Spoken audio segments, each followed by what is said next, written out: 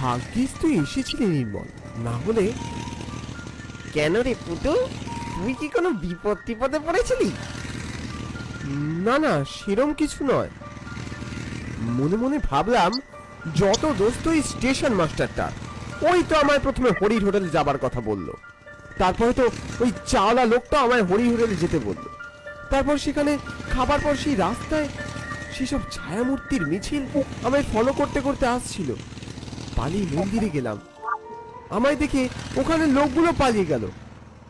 তারপর তারপর তো ওই আগন্তুক লোকটি বললে ওই ছায়াগুলো নাকি হরির হোটেলে খাওয়া মৃত মানুষ। বাপরে, শেষে লোকটিও পালিয়ে গেল। ভাগ্যিস নির্মল এসেছিল, কিন্তু এ কথা তো নির্মলকে বলা যাবে না। শেষে নির্মলও যদি এসব শুনে আমায় ছেড়ে পালিয়ে যায় তাহলে তো আরেক কেলেঙ্কারি। তাই চুপ করেই রইলাম।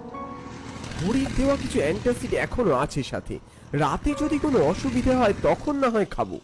শুধু একটাই ভয়, ওই ভূতগুলো যদি ফলো করতে করতে আবার চলে আসে। হ্যাঁ রে পুটু, তুই কোন ট্রেনে এলি? কিরে, কি হলো? হ্যাঁ হ্যাঁ, কি বলছিস? বলছি তুই কোন ট্রেনে এলি? ও, সোনাগড় জংশন। আচ্ছা, তুই কি কোনো ব্যাপারে চিন্তা করছিস? কই না তো। দেখতে দেখতে মাইলটাক রাস্তা পেরিয়ে নির্মলের বাড়িতে পৌঁছলাম। বেশ বড় পুরনো বনেদি বাড়ি। বাইরে বিশাল দালান পেরিয়ে সিঁড়ি দিয়ে উঠলে দোতলায় ওরা থাকে। বাইরে কিছু আমজাম কাঁঠাল গাছও দেখলাম। কাল অন্নপ্রাশন উপলক্ষে বাড়িতে বেশ কিছু অতিথি এসেছে বোধহয়। সারা বাড়ি বেশ গমগম করছে। মনে সাহস পেলাম, এত ভিড়ের মধ্যে কোনো ভূত আমার কাছে আসতে পারবে না মনে হয়। নির্মল আমায় একেবারে উপরতলার একটা চিলেকোঠার ঘরে নিয়ে এলো। জিজ্ঞেস করলাম, হ্যাঁ রে নির্মল, তোর মেয়ে কোথায়? তার জন্য তো কিছু পুতুল এনেছিলাম। সে তো কখন ঘুমিয়ে পড়েছে। বাড়ির সকলে আর অতিথিরা সব ঘুমিয়ে পড়েছে। রাত তো অনেক হলো বুঝলি ভাই। আজ তুই এই চিলে করে রাতটা কাটিয়ে নে। বাড়ি ভর্তি লোকজন, তাই কোনো উপায় নেই যে তোকে। আহা, তাতে কি হয়েছে? আমি এই ঘরে রাত কাটিয়ে নেব, কোনো অসুবিধে হবে না। আচ্ছা বেশ, তুই একটু বস, তোর জন্য একটু খাবারের ব্যবস্থা করি। ওসবের কোনো দরকার নেই। সে বললে কি হয়, তুই এত জার্নি করে এসেছিস। আহা, ও আমি হরির হরিণ? মানে হরিণ ঘাটায় খেয়ে এসছি। ও তাই বল। ঠিক আছে, আমি তাহলে রামকে পাঠিয়ে দিচ্ছি, তোকে জল দিয়ে যাবে। হ্যাঁ, তাই কর তাই কর। আর হ্যাঁ, সকালে তোকে আমি বাড়ির সকলের সাথে আলাপ করিয়ে দেব। হ্যাঁ ঠিক আছে ঠিক আছে। নির্মল চলে গেলে আমি আলো বন্ধ করে হালকা বাতিটা জ্বালিয়ে দিলাম। হালকা বাতির আলোয় চিলেকোঠার চারদিকটা ছায়াময় হয়ে উঠেছে। চিলেকোঠায় রাখা পুরনো জিনিসপত্র স্তূপের ছায়া পড়েছে তাই। আকাশে স্পষ্ট চাঁদের আলো জানলার ফাঁক দিয়ে পড়ছে। রাত অনেক হয়েছে বোধহয়। বাবু, আপনার জল। ওই রামু এলো বোধহয়। হ্যাঁ, ওখানে রেখে দাও। আর হ্যাঁ, দরজাটা একটু ভিজিয়ে যাও। হ্যাঁ বাবু। রামু চলে গেল। আমি জানলার দিকে কিছুক্ষণ তাকিয়ে রইলাম। চোখে ঘুম এলো অবশ্যই।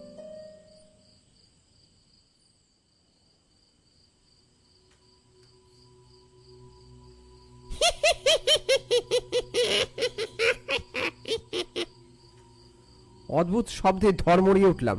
কে কে কে কে? কাউকে দেখতে পেলাম না। আওয়াজটাও থেমে গেছে। ফের সেই ছাই চাপা ভয়টা জেগে উঠল।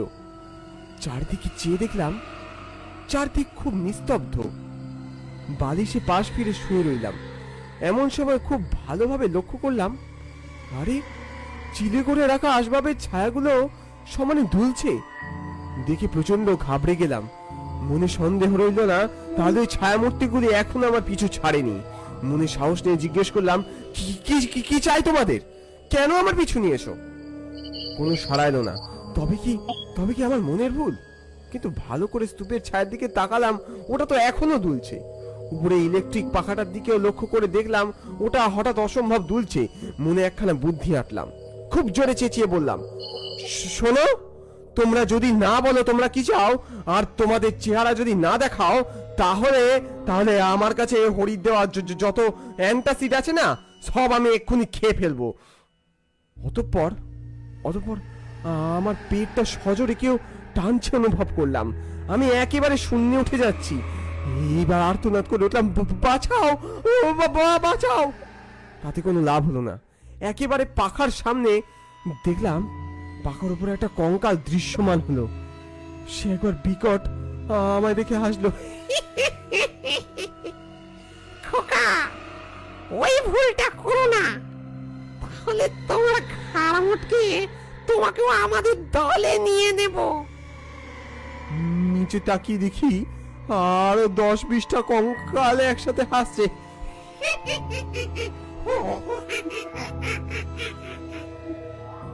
কিন্তু তোমরা চাওটা কি? নিচ থেকে একটা কঙ্কাল বললে, কেন, তোমার পেটে থাকা ওই হরির খাবারের গন্ধ শুকতে চাই। হরির খাবারের গন্ধেই তো আমরা আজও বেঁচে আছি। উপরে থাকা কঙ্কালটি বললে, শোন, কাউকে কিছু বললে ঘাড় মুটকে দেব, তাই চুপ করে থাকবে বুঝলি। আমি জোরে ঘাড় নাড়লাম। এবার আমায় নামাও। তারপর সজোরে উপর থেকে ছিটকে পড়লাম। দেখলাম সব কঙ্কাল মিলিয়ে গেল কোথায়। চোখ বন্ধ করে চুপটি করে শুয়ে রইলাম। বাকি রাতটুকু মাঝে মধ্যে কানে ওই বিকট শব্দ আসছিল। মনে পড়ে গেল হরির সেই কথাটা। এখন হাড়ে হাড়ে বুঝতে পারছি কি উপদ্রব।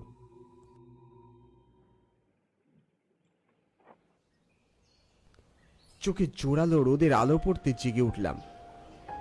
ও হয়তো উঠতে উঠতে অনেক বেলা হয়ে গেল। জানলায় রোদের ছটা পড়েছে। ওই বাইরে অনুষ্ঠান শুরু হয়ে গেছে। সারা বাড়িতে লোকজনের আওয়াজ, তার জন্য কান পাতার দরকার হয় না। আমি চিলেকোঠা ছেড়ে বেরিয়ে গেলাম। সিঁড়ি দিয়ে নেমে সোজা দালানে চলে এলাম। সেখানে অনেক আত্মীয় স্বজনেরা বসে আছে, নির্মলও আছে। আমায় দেখে নির্মল বললে, হ্যাঁ রে পুটু, ঘুম হলো তোর? কাল অনেক রাত করে শুয়েছিলি, তাই তোকে আর ডিস্টার্ব করিনি। আমি অনেকক্ষণ ফ্যাল ফ্যাল করে চেয়ে রইলাম। ভাবছিলাম কাল রাতে যা আমার সাথে হয়েছে জীবনে আমি ভুলতে পারবো না। তবে এখন ওই ভূতগুলো আশপাশে আছে কিনা কে জানে। নির্মল আমার অতিথিদের সামনে ডেকে সবার সাথে আলাপ করালো, কিন্তু আমার নজর অন্যদিকে। আশপাশে ওরা নেই তো। যাই হোক, আলাপ পর্ব শেষ হলে নির্মল বললে, পুটু, তুই ফ্রেশ হয়ে আয়, আমি তোর জল খাবারের বন্দোবস্ত করছি। নির্মলের কথা মতো আমি দোতলার সিঁড়ির দিকে গেছি। এমন সময় একটা ঠান্ডা বাতাস কান ঘেঁষে বেরিয়ে গেল। বুঝতেই পারলাম আশপাশে এখন ওরা আছে।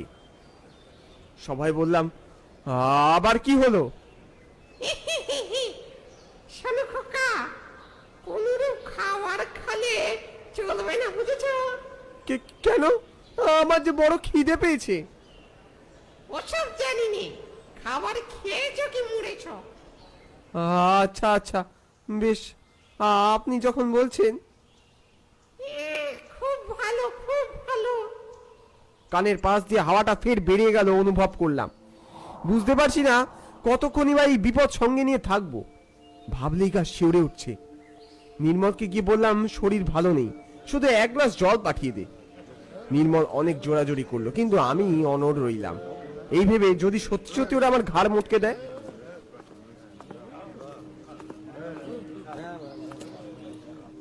তারপর ফের চিলেকোঠায় চলে এলাম। ভালো ভালো খাবারের সামনে থাকলে যদি লোভে পড়ে খেয়ে নি। দুপুর গড়ালো, কিন্তু আমি নিজেকে সবার থেকে আলাদা করে রাখলাম। অনুষ্ঠান বাড়িতে আশপাশের গাঁ থেকে সমস্ত অতিথিরা চলে এসেছে।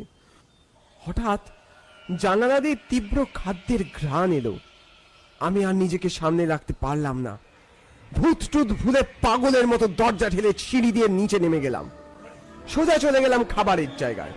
গিয়ে দেখলাম এক তিল বসার জায়গা নেই, কিন্তু খাবারের এই গন্ধ যেন আমায় পাগল করে তুলেছে। খাবার দেবার একটা ছেলেকে সামনে পেয়ে বললাম, এই যে ছেলে, আমি নির্মলের বন্ধু পুটু, তুমি শিগগির আমায় খাবার বেড়ে দাও, আমি দাঁড়িয়ে খেয়ে নেব। সেই কথা শুনে তড়ি ঘুরে আমায় এক থালা খাবার সাজিয়ে দিল। আমি গোগ্রাসে কোনো দিকে না চেয়ে খেয়ে নিলাম। কি পরম তৃপ্তি। খাবার পর মনে হলো এই খাবারের স্বাদটা আমার বড় চেনা, খুব চেনা। ওই ছেলেটিকে ফের জিজ্ঞেস করলাম, ভাই খাবারটাকে বানিয়েছে বলতে পারো? ছেলেটি গম্ভীর মুখে বললে, শুনুন, আপনার খাবার খাওয়া হয়ে গেছে, এবার যান, আমার অনেক কাজ আছে। তারপর ছেলেটি মুহূর্তের মধ্যে উধাও হয়ে গেল। কিন্তু আমার কৌতূহলটা আরো বেশি করে জাগলো। পা টিপে টিপে রান্নার ঘরের দিকে উকি দিলাম। আমি আমি অবাক হয়ে গেলাম। রান্নাঘরে হরি, ও এখানে কি করছে? আমায় দেখে হরি একগাল হাসলো, বলল, আরে হ্যাঁ কি?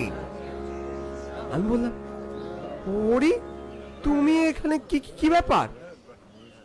আগে স্যার, সিংহি বাবু কাল রাত্রি আমার হোটেলে এসে বললে রান্নার লোক নাকি পাওয়া যাচ্ছে না, তাই দরকার পড়লে হোটেল বন্ধ রেখে আমায় রান্না করতে আসতে হবে। আর আমার অনেক সুখ্যাতিও করলেন, তাই তার কথা আমি পেলতে পারলাম না। কিন্তু কিন্তু ওই ভূতগুলো?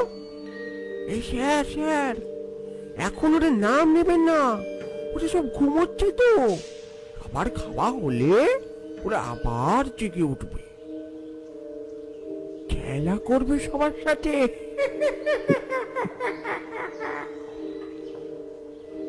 আমি হরির এই কথা শুনে ওখানে আর এক মিনিটও দাঁড়ালাম না, সোজা আমার ব্যাগটা নিয়ে বেরিয়ে পড়লাম। আজ পায়ে হেঁটে স্টেশনে যাব, দরকার পড়লে ছুটতে স্টেশনে যাব। পকেটে থাকা অ্যান্টাসিড সব মুখে ঢুকিয়ে চিবোতে চিবোতে ছুট দিলাম। সন্ধে সন্ধে স্টেশনে পৌঁছে দেখি একটা ট্রেন দাঁড়িয়ে আছে। কোনো রকমের টিকিট কেটে ট্রেনে উঠে পড়লাম।